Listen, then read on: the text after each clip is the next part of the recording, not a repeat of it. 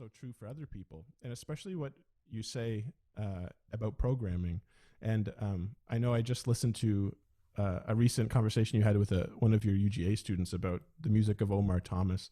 So I was wondering if we could talk about, I guess, looking at ourselves and our own biases when it comes to programming, and maybe some of the things, if you're open to it, some of the processes that you went through when thinking about how to address this problem when it comes to diversifying our programming as conductors and educators. Racism is alive and well. Mm-hmm. Implicit bias is something we all have. We're human. It doesn't make us bad, it just makes us human. Mm-hmm. I recommend everybody take some of the implicit bias tests that Harvard put out. If you just Google Harvard and implicit bias, you can do a series of tests that will reveal some of your biases. And the test isn't perfect. The tests aren't perfect. You'll realize, I think I've just been manipulated.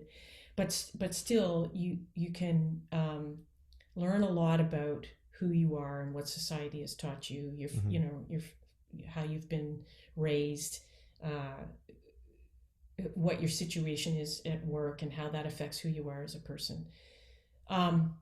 So coming to terms with that in myself, um, seeing the kind of societal and systemic issues that are very obvious in Georgia, Mm-hmm. um, and lest Canadians think they are above this, uh, there's Nope. no, not even close. But it really is in your face here. And having spoken to a lot of students about this, and doing some soul searching and speaking to colleagues about it, I've read a lot of books. I look at a lot of statistics. I'm on a lot of boards and Mm-hmm. committees and all that sort of stuff. And I can't not do this. Mm-hmm. Um, that's just one more thing that we have to think about when we're putting together a concert program.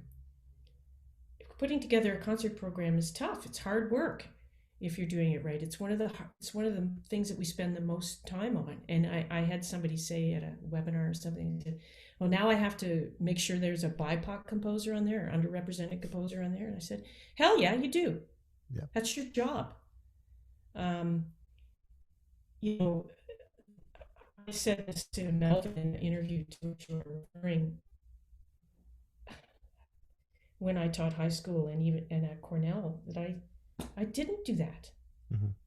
That was my privilege. I didn't even think about it.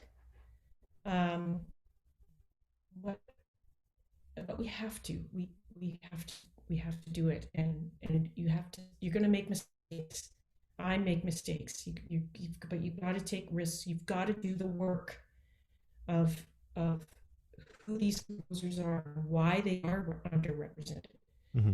Um, and I don't know how many people have contacted me about what pieces should I program.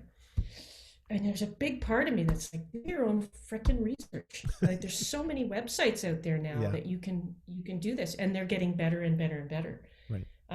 But no, I just bite my teeth and say, well, here's some of the composers that I think are exceptionally good, and there are more out there that I don't know about, and I'm constantly learning about. Mm-hmm.